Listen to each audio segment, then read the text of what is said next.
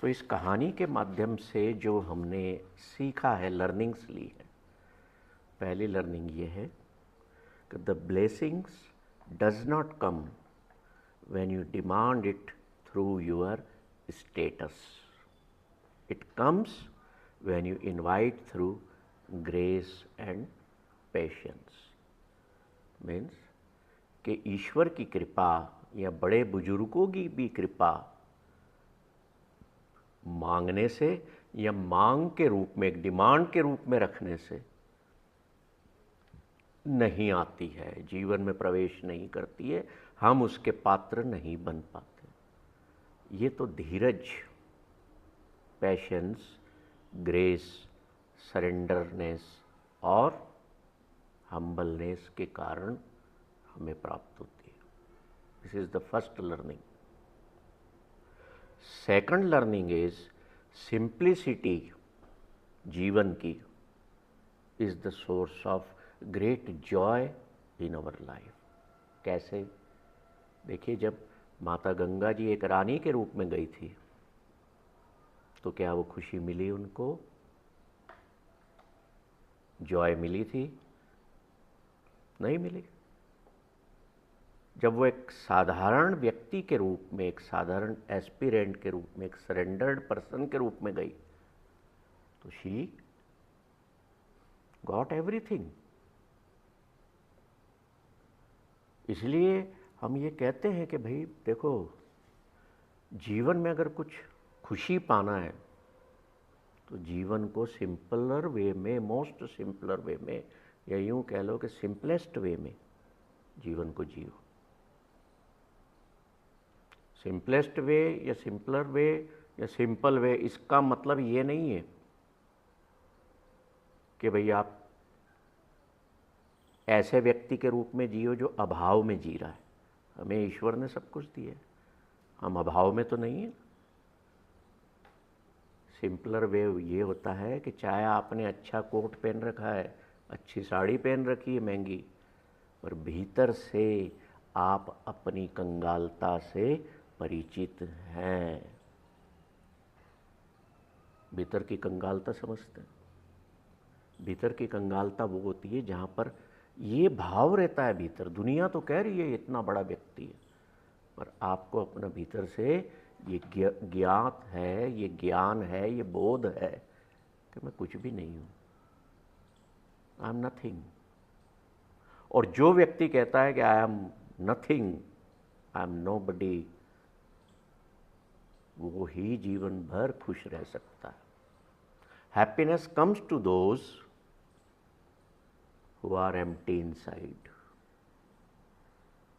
जिनके भीतर बाहर का कुछ भी भरा हुआ नहीं है। ना मेरे भीतर कोई घमंड है, ना मेरे भीतर कोई शक्ति का नशा है, या मेरे पास सांसारिक कुछ होने का नशा है। I am nothing. कोई आपसे पूछे हु आर यू,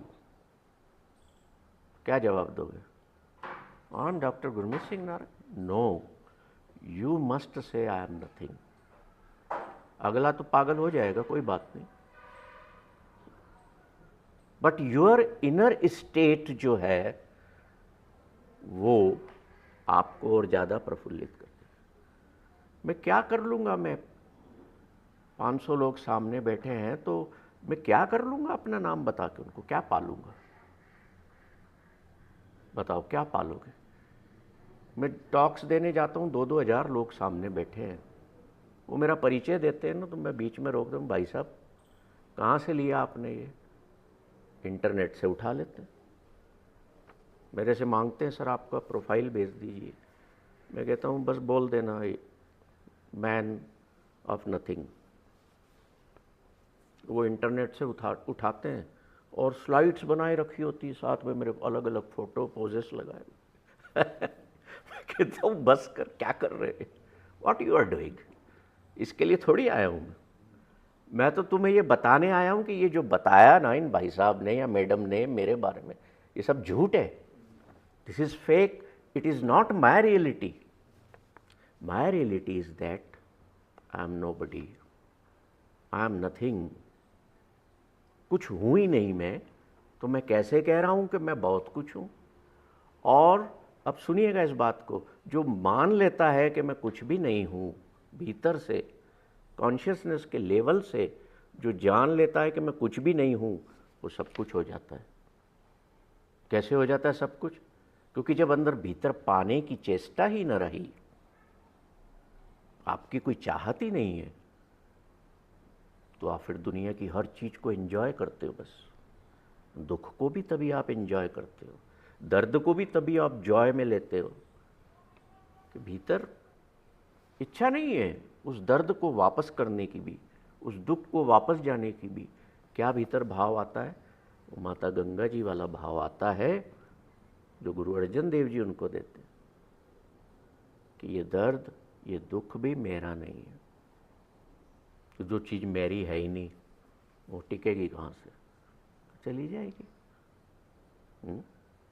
न सुख टिकते हैं, न दुख टिकते हैं। तो जीवन को सिंपल रूप में जिएंगे तो आप रिसीव करेंगे ग्रेस को, और अगर अपने जीवन को कॉम्प्लेक्सिटी के रूप में जिएंगे, एक कॉम्प्लेक्स लाइफ बना लेंगे। Complex life means the so many titles, the so many labels, मैं ये हूँ, मैं फला हूँ, मैं फला हूँ, और अपने आप को शोरूम बना लेंगे दुनिया में कि मैं अब किसी पार्टी में जा रहा हूँ तो लोग मेरे पर देखो, वो आ गए, सब देख रहे हैं पलट। आपने अपने लिए कॉम्प्लेक्सेस क्रिएट कर ली। अगली लर्निंग, जीवन जीने की दो अप्रोचेस होती हैं। अब ये मैंने डिस्कस की आपके साथ गंगा जी की लाइफ से। एक अप्रोच है ईगोइक अप्रोच और दूसरी है the soul approach. When we approach life with the dust of ego, we create a disturbance. Baba Budha ji बैठे हुए थे और रथ आ रहे थे, घोड़ों की चाप थी, धूल उड़ रही थी ना, तो वो जो धूल थी उसको क्या नाम दिया है? Dust of ego. मैं आ रहा हूँ या मैं आ रही हूँ। अगर उस तरह का जीवन जियोगे तो आप डिस्टर्बेंस अपनी लाइफ में नहीं, अपने आसपास की लाइफ में भी क्रिएट करेंगे। भले दुनिया आपके बारे में बहुत तारीफ भी करे, आपको भीतर से अपने इस ईगोइक अप्रोच को बदलना होगा सोलफुल अप्रोच में या ह्यूमिलिटी की अप्रोच में कि भाई ये दुनिया के लोग मेरे प्रति बहुत कुछ बोल रहे हैं, मेरी बड़ाई कर रहे हैं, मेरी प्रशंसा कर रहे हैं, पर मेरे भीतर उनकी प्रशंसा का अहंकार नहीं जनरेट होने दे रहा हूँ मैं। आई एम टेकिंग कामफुल ब्रीथ्स कि कहीं ये अहंकार जो राजा हरिश्चंद्र के भीतर पहुँचते पहुँचते आ गया, मेरे में ना आ जाए कि मैं इतना कुछ पा चुका हूँ या मैं इतना बड़ा व्यक्ति हूँ। नो। तो दूसरा तरीका जीवन जीने का क्या है? The soul approach.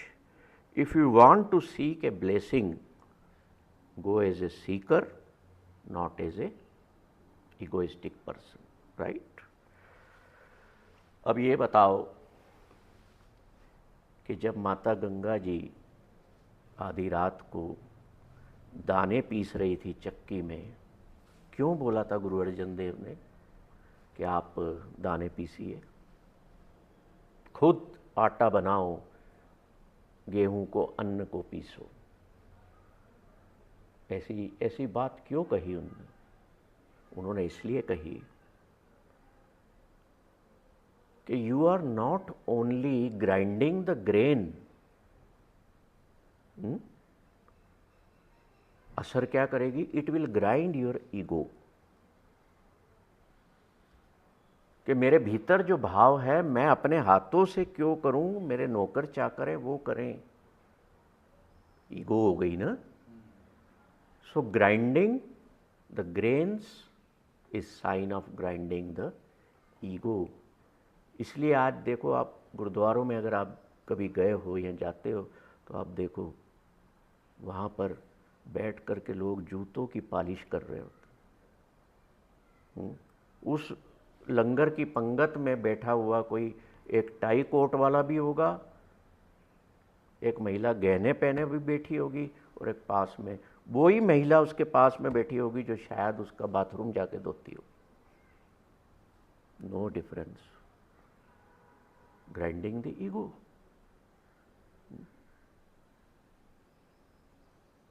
तो कोई भी सीख दी हुई किसी भी बात से हमें अपने सेल्फ को खोने की याद दिलाती है कि कैसे मुझे ग्राइंड करना है अपनी ईगो को। कोई आपकी तारीफ कर रहा है, आप खुश हो रहे हो, वाह, बट इमीडिएटली अपने भीतर ये बात लाओ कि ये जो मैं इस तारीफ से मैं खुश हो रहा हूँ, जो मेरी ईगो सेटिस्फाई हो रही है, जो मेरा अहंकार खुश हो रहा है, इसको ठंडा कर ले भैया, नहीं तो ये दुख का कारण बन जाए। Grind it at immediate level, grind it. ठीक है।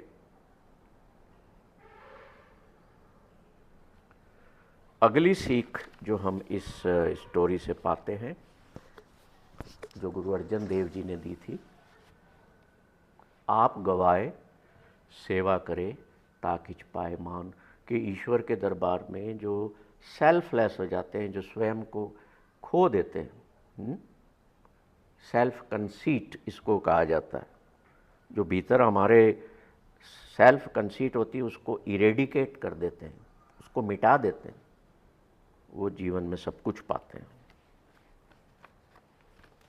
और इसमें जो उन्होंने एक मंत्र दिया है वो दिया है कि कभी किसी चीज़ पर अपनी फैमिली में रहते हुए या पति पत्नी के रिलेशन में रहते हुए कभी ऐसा मत कहो कि ये मेरा हक बनता है।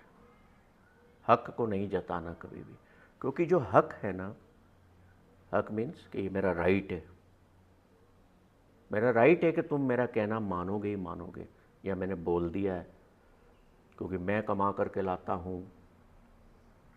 ऐसा हक जमाना आपकी खुशियों को खा जाता है। कोई किसी के आगे आप हक जमाओगे ज़बरदस्ती, तो क्या अगला खुश होगा? आप भी खुश नहीं होंगे, सिर्फ आपके भीतर का जो अहंकार है वो खुश होगा कि मेरा तो कहा मान लिया सब जनों ने। तो we are not for making rights on anyone, and the sutra, happiness sutra is rights of your all rights on all the people.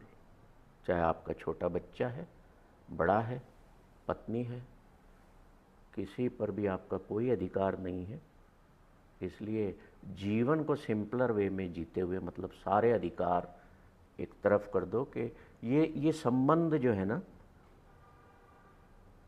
ये प्रेम का है और इसमें किसी पर कोई अधिकार किसी का भी नहीं है। पति पत्नी क्या होते हैं? ज़्यादातर यहाँ पर मैरिड लोग बैठे, पता है उनको क्या होता है। अब ये हो सकता है कोई पति या पत्नी कहे गाड़ी में जाके, तुम मेरे को कहाँ ले आए थे भाई, मेरे 2 घंटे बिगाड़ दिए। है? तो पति पत्नी क्या होते हैं? तो गुरु क्या क्या जवाब देते हैं? तन पीर ए न आखिए, तन पीर। पति पत्नी उनको नहीं कहते जो इकट्ठे होके बैठे हों। तन पीर ए न आखिए, जिनकी शादी नहीं हुई है ना, वो भी समझ लो कि पति पत्नी बनोगे ना तो किसको कहा जाता है? तन पीर ए न आखिए, बहन इकट्ठे होए, जो एक साथ होके बैठ गए अपने बेडरूम में या ड्राइंग रूम में बैठे हम पति पत्नी। No, guru is saying no, they are not the husband wife. तो हम पूछें गुरु, हु इज हस्बैंड वाइफ? तो कहते हैं एक जोत दोय मूर्ति, तन पीर कहिए सोए। 2 bodies 1 soul, एक ज्योत 2 मूर्ति, पति पत्नी उनको कहा जाता है। और ये रिलेशन था गुरु अर्जन देव और माता गंगा में। 1 soul, दे बिकम 1 soul। तो आप बताओ, किसी से अपशब्द कहोगे? पति पत्नी के संबंधों में। You will be source of compassion to each and every one at home. आपके भीतर करुणा हो जाएगी, समा जाएगी। वो जो चेहरे से, जो शक्ल से दिखेगी, प्रफुल्लित होगी। वी मस्ट नो कि हम जिस भी रिलेशनशिप में हैं, एक पिता पुत्र के रिलेशन में अगर हम हैं, तो हमें पता होना चाहिए कि रिलेशन कैसा है, क्यों बना है। अभी क्या होता है, पिता को बेटा चाहिए। क्यों चाहिए भाई? क्योंकि सुख चाहिए, कि बुढ़ापे में मेरे को कोई देखने वाला हो, मेरी इस संपत्ति, इस बड़े मेरी प्रॉपर्टी को संभालने वाला कोई हो। और जब मैं बूढ़ा हो जाऊं, किसी लायक न रहूं, तो मुझे संभालेगा कौन? बेटा। इसलिए चाहिए बेटा, क्योंकि मैं अपने सुखों का इंतजाम कर रहा हूं थ्रू गेटिंग दैट सन। एक पुत्र को पिता क्यों चाहिए? सुख के लिए, कि जब मेरी कोई डिमांड हो तो पिता से मांग लूं, पिता के पास बहुत कुछ है, दे देगा। सच है, बेटे को पिता नहीं चाहिए, बेटे को सुख चाहिए। पिता को बेटा नहीं चाहिए, पिता को सुख चाहिए। The whole life we search for happiness, सुख, प्लेजर्स। पति जिनकी शादी नहीं हुई है वो भी सुन लो, क्यों चाहिए पति आपको? क्योंकि सुख चाहिए। On all the levels you want pleasures, कि मेरी शादी हो जाए, मुझे छत मिल जाएगी, किसी के यहाँ आश्रम मिल जाएगा, रहूंगी वहाँ, माँ बाप तो हमेशा रखने से रहे, वो मेरा ख्याल रखेगा। ख्याल रखेगा मतलब सुख देगा, पैसा कमा के लाएगा, मैं घर चलाऊंगी।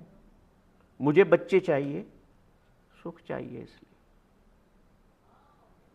लोग कहेंगे इसके बेटा और बेटी, वाह ये तो कंप्लीट फैमिली है, मुझे खुशी होगी, सुख चाहिए। आपको बेटा नहीं चाहिए, पत्नी नहीं चाहिए, बेटी नहीं चाहिए, क्या चाहिए? सुख चाहिए। इसलिए ज़िंदगी में इतने सारे रफड़ा भी, शादी भी एक रफड़ा है, आप कर बैठते हो। मगजमारी वाला इंस्टीट्यूशन है ये, आप करते हो। सुखों की खोज में, प्लेजर्स को पाने में आप अपना स्वयं एनालिसिस करिए। अपना एक कागज पेन लेकर के बैठो, किसी दिन समय निकालो। पर भागते हैं हम इन चीज़ों से दूर। और ये लिस्ट आउट करो, लिस्ट बनाओ कि मैं प्लेजर्स को, सुख को पाने के लिए अभी तक कितनी जीवन में मैंने मगजमारी कर डाली, मिला क्या? Null and void, 0/0। क्योंकि जो क्षणिक सुख मैंने पाए वो अभी विद्यमान तो है ही नहीं, टिके तो है ही नहीं मेरे पास। कि टिकते टिकते वो सुख हैं जो out of humbleness, out of grace, out of patience, out of surrender you get in your life. वो खुशी हमेशा हमारे पास टिकी रहती है। क्योंकि वो खुशी जो होती है, वो जो जिन चीज़ों से हमने उस खुशी को पाया है, वो संसार के और जीवन के सत्य को समझ चुकी होती है कि nothing is mine, even this body also, it is also not mine. किसी की पत्नी चली गई, किसी का पति चला गया संसार से, तो बचा हुआ जीवन वो पति जो है उसी दुख में बने हुए जी रहा है। क्यों भाई? That file has closed, that story has over. तुम्हारा जो जीवन है वो तुम्हारा है, उसे live it fully with your own purpose of soul. Try to find out the purpose of your soul, कि मेरे जीवन में आने का जो कारण है वो मैंने पूरा किया है कि नहीं किया है। then the eternal happiness will enter within you and you will forget the person to whom you have lost. जो शरीर हमारे जीवन से चला गया है उसका दुख खत्म हो जाएगा और वो क्या किस में परिवर्तित हो गया? वो इटर्नल जॉय में परिवर्तित हो गया। आपको याद आ गया कि मेरा बचा हुआ जीवन एक किसी पर्पस को पूरा करने के लिए है जो मुझे करना है, न कि उन पास्ट लाइफ में या पुरानी यादों में बने रहकर दुख को सहने का। We are not in this world to go through suffering always. Suffering का मतलब शारीरिक पीड़ा ही नहीं होती। मानसिक तौर पर हम यूं तो बाहर हंसते हुए दिखते हैं लोगों को, पर चलते चलते भी, कार चलाते भी हम मानसिक पीड़ा में बने रहते हैं। मानसिक पीड़ा या मानसिक डिसऑर्डर्स, मेंटल डिसऑर्डर्स आपकी वास्तविकता को बताते हैं, आपके मन की अवस्था को बताते हैं। आपके मन से ही आपके शरीर पर जाने वाली बीमारियों का निर्माण होता है। तो ग्राइंडिंग द ईगो समझ लिया, ग्राइंड करोगे। अगली बात, मांगने की बजाय प्रार्थना करिए, ठीक है। हक जमाने की बजाय कृतज्ञता जताओ, बी ग्रेटफुल कि भाई तुम मेरी पत्नी हो, मैं तुमसे, अब तुम पर कोई हक नहीं है मेरा, मैं थैंकफुल हूँ कि इतने सालों से तुम मेरी इतने सेवा करती आ रही हो। तो रिलेशनशिप में जमीन आसमान का फ़र्क है। अब देखिए, आप लोगों के साथ एक बड़ी महत्वपूर्ण बात शेयर कर रहा हूँ इस कहानी की, कि आप लोगों को या आपके बच्चों को आप जब घर में किसी चीज़ वो मांग करते हैं तो आप ना करते हो? क्या आपके मम्मी पापा ने कभी, आप बताओ, आपने कुछ मांगा हो, उन्होंने कह दिया नहीं, नहीं हो सकता ये, कहा ऐसा? नहीं कहा आज तक? Very good. आपके कोई ऐसा है जिसके माँ बाप ने, आपने कुछ मांगा हो उनसे और मना कर दिया हो? या आपने अपने बच्चों को ना कर दी हो? उसने कहा हो कि मुझे 15 दिन के इस टूर पे जाना है, आपने ना कर दी हो। या उसने कहा हो कि मुझे तो डॉक्टर बनना है और आप इंजीनियर बनाना चाहते हो या वकील बनाना चाहते हो, आपने ना कर दी हो। कुछ तो ऐसा हुआ होगा कि ना करने से डरते रहे, कि ना सुनने से भी डरते रहे। गुरु अर्जन देव ने अपनी पत्नी को ना की थी ना, मैं तुम्हें ब्लेस नहीं कर सकता, की थी कि नहीं? तो उनके भीतर क्या भाव आया होगा? ना सुनी ना उन्होंने। ना करते वक्त क्या गुरु अर्जन देव को अच्छा लगा? नहीं। ना सुनते वक्त माता गंगा को अच्छा लगा होगा? नहीं। पर फिर भी की। क्यों की? क्योंकि Guru Arjan wanted a complete transformation of a egoist person into a humble person. क्योंकि गुरु अर्जन वांटेड कि तेरे यहाँ ऐसी संतान पैदा हो जो ईश्वरीय सोल वाली हो, और वो ऐसे नहीं आएगी। इसलिए हमारे संबंधों में भी अगर माता पिता, अगर आप अगर उनके बच्चे हैं, आपको माता पिता ना कह रहे हैं ना किसी काम के लिए, तो इमीडिएट एक्सेप्ट कर लो उसको, उसके अपोज में खड़े मत हो। या फिर आप अपने बच्चे को ना कर रहे हैं तो आपके भीतर ये पता होना चाहिए, सोच एक्सप्लेन की जाना चाहिए कि नहीं भाई, हम इसलिए तुम्हें ना कर रहे हैं और तुम्हें ना सुनने की आदत होना है, जैसे माता पिता को ना बोलने की आदत होना चाहिए।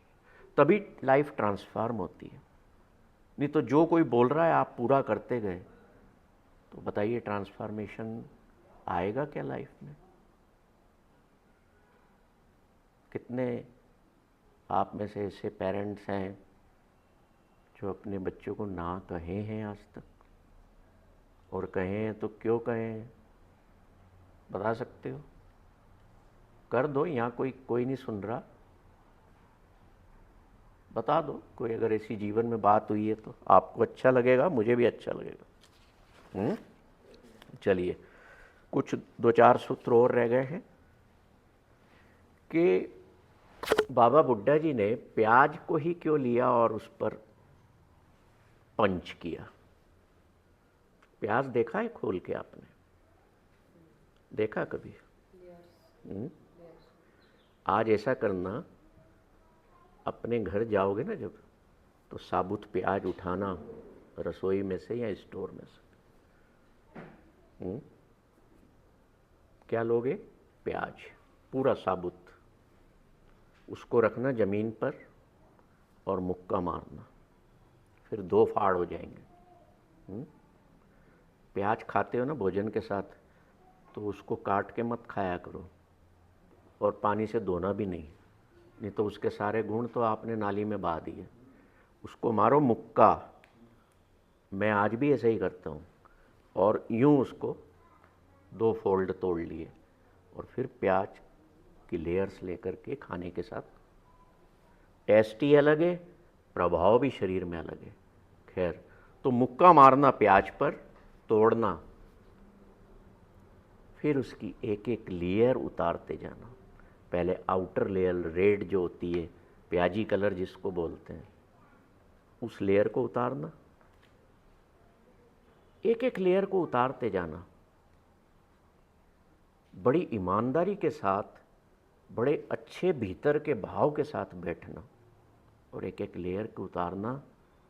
एक ऐसी अंदर मेडिटेटिव स्टेट को क्रिएट कर लेना कि इस एक एक लेयर्स जो मैं उतार रहा हूँ प्याज की, ये मेरे भीतर से इग्नोरेंस की एक एक लेयर को रिमूव कर रही है।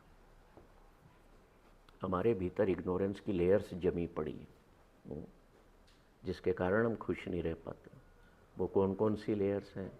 वो लेयर्स हैं ईगो की, प्राइड की, फियर की, लालच की। हम लालची होते हैं, इसलिए तो हक जमाते हैं ना हर चीज़ पे। तो वो जो इग्नोरेंस की लेयर्स हैं, जैसे जैसे प्याज के छिलते उतर जाएंगे, तो प्याज के अंदर कोई बीज होता है क्या? कोई गुठली होती है क्या? कुछ भी नहीं होता है, खत्म। Everything is finish, there is no core inside the onion. होता है कुछ? जैसे आम की आप लेयर्स उतारेंगे तो अंदर से गुठली निकलेगी, गुठली तोड़ोगे तो अंदर से बीज निकलेगा। पर क्या प्याज में ऐसा होता है? देखो, बहुत डेप्थ वाली बात है। होता है ऐसा? नहीं होता। कोई लेयर नहीं बची, कुछ भी नहीं बचा। छिलके छिलके उतर के उड़ गए, बाकी लेयर्स आपने खा ली भोजन के साथ। यहाँ भीतर तो कुछ भी नहीं, भीतर खाली। जब मैं अपने भीतर से उन लेयर्स ऑफ इग्नोरेंस को हटाता जाऊंगा प्याज की लेयर्स की तरह, मेरे भीतर क्या होगा? एक एम्प्टीनेस आ जाएगी। That emptiness will be source of eternal happiness in your life. वो जो भीतर खालीपन हुआ, मतलब सारी नेगेटिविटी गायब, every bad thing has removed from inside. What will remain? I will remain there, but with zero I-ness. Myself will be there, but without any kind of selfness or selfishness. I will become selfless. तो मैं कुछ रहा ही नहीं। तो जीवन में प्याज बन जाओ एक। दुनिया मुक्का मारे आपको, उसके पहले स्वयं ही मुक्का मार दो उस पर, और अपनी लेयर्स को हटाना शुरू कर दो। फिर देखो जीवन कितनी सिंपल और सुंदर और खुशी भरी होगी। फिर जीवन में अगर ठंडी हवाएं आएंगी, गर्म हवा आएंगी, कोई असर नहीं होगा हम पर। हम खुश रहेंगे। तब आपके भीतर स्ट्रेंथ और ह्यूमिलिटी, दो पिलर्स क्रिएट हो जाएंगे। Then you will become a source of joy for millions of people in the world. आज क्यों बुद्ध के इतने फॉलोअर हैं, गुरु नानक के हैं, महावीर के हैं, राम के क्यों हैं?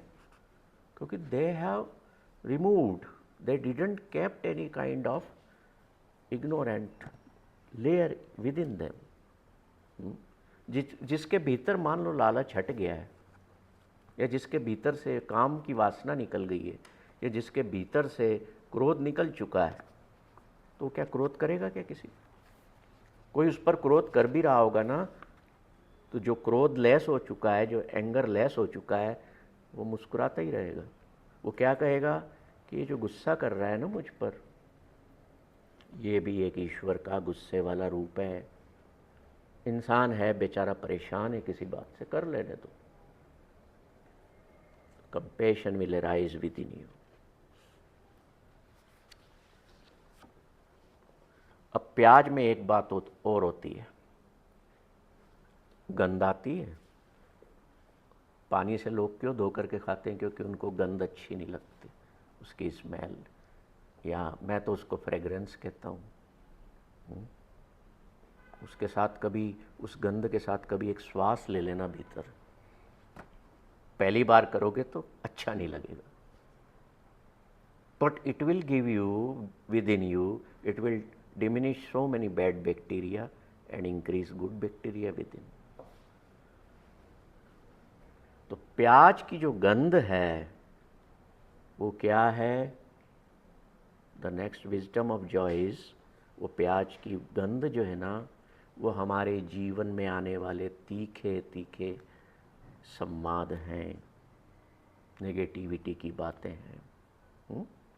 तो ये जैसे जैसे हम इन चीज़ों से अपने आप को रूबरू कराते जाएंगे, मिलवाते जाएंगे, इन जितनी भी मैंने अभी तक आपको विजडम इस कहानी के दिए, तो you will move towards from complexity life, from life of complexity to the life of simplicity, and the life of simplicity is life of joy. कोई प्रश्न है आपका? किसी के मन में कोई प्रश्न उठा हो, या कोई ऐसी बात आई हो जो लगा हो कि ये कैसे संभव है, या हम कैसे कर सकते हैं? Anything, if you want to ask you can ask. शुरू में आपने कहा था कि जैसे किसी के कारण मतलब विचलित हो जाता है, एकदम से माइंड अपसेट हो जाता है, जो आपने शुरू में जो स्टार्टिंग करी थी ना कि किसी की बात से मन विचलित हो जाता है, हाँ, उसको कैसे बाहर करना उसकी? किसी और की बात से, उसके लिए हमारे भीतर डीप लिसनिंग की कैपेसिटी होना चाहिए, है ना। देखो, सुनना भी दो तरह का होता है, और उसकी वजह से, सुनने की वजह से कितने तरह के दुख क्रिएट होते हैं और दुख खत्म भी होते हैं। गुरु नानक कहते हैं, जपची साहब जो लोग पढ़ते होंगे उनमें वो कहते हैं, सुनिए दुख पाप का नाश। आपने किसी की बात को सुना तो कहाँ से सुना? कानों से। अब आपके विद इन ये कैपेसिटी होना चाहिए कि कानों से सुना हुआ सुना नहीं होता, वो उसको तो आप रोक ही नहीं सकते। अभी सड़क पर हॉर्न बज रहा है, कान से सुन रहा है ना, सुनाई दे रहा है हमें, पर क्या उसको आप भीतर तक सुना रहे हो? आप हार्ट तक ले जा रहे हो? लिसनिंग की दो प्रोसेस। कई बातें दुनिया की, जैसे अभी वो हार्न बजा करके गया, मैंने सुना, मैंने ध्यान नहीं दिया, दैट साउंड हैज़ डिमिनिश्ड, मुझे याद भी नहीं रहा, मैंने ध्यान भी नहीं दिया। कि हम विचलित तब होते हैं जब हम लोगों की बातों को कानों तक नहीं सुनते, हम भीतर तक सुन लेते हैं, अपने भीतर ले जाते हैं। तो भीतर उतारना, उन बातों को बंद करो। और तरीका क्या है? ऑटोमेटिक नहीं होगा, तरीका ये है कि मैंने बोल दिया कि भाई साहब आप तो मूर्ख हो, आप तो बेवकूफ़ हो, अब आपको दिन भर ये बात काटे जा रही है, बुरा लग रहा है, विचलित हो आप। अरे उनने मेरे को ऐसे कैसे बोल दिया? विचलित इसीलिए हो क्योंकि उन शब्दों को आपने कानों के रास्ते भीतर उतार लिया। मेरे में ये पावर, ये सामर्थ्य मुझ में होना चाहिए कि मैं किन बातों को भीतर प्रवेश देना चाहता हूँ, किन को नहीं देना चाहता। ये ताकत, ये स्ट्रेंथ स्वयं की होना चाहिए, ये दुनिया नहीं दे सकती आपको। कोई दुनिया का स्पिरिचुअल लीडर, कोई आपके द सो कॉल्ड ये इतने सारे जो प्रवचनकारी हैं, बाबा लोग हैं, आपके संत हैं, नोबडी कैन हेल्प यू। इस गिलास में भरा हुआ पानी तो कोई भी आके डोल देगा, पर आपके भीतर नेगेटिविटी का जो पानी भरा हुआ है, आपको स्वयं को उसे उड़ेलना पड़ेगा। भीतर की लड़ाई हमें स्वयं को लड़ना है, तभी हम उस एटर्नल हैप्पीनेस, एटर्नल जॉय के जोन में एंटर होंगे। लोग इसको बड़ा लाइट वे में लेके चलते हैं इन बातों को, कि मान लो जो आज मैंने बातें कही हैं, कह रहे ये संभव नहीं है। अगर हमारे भीतर ये विचार आता है कि ये संभव नहीं है,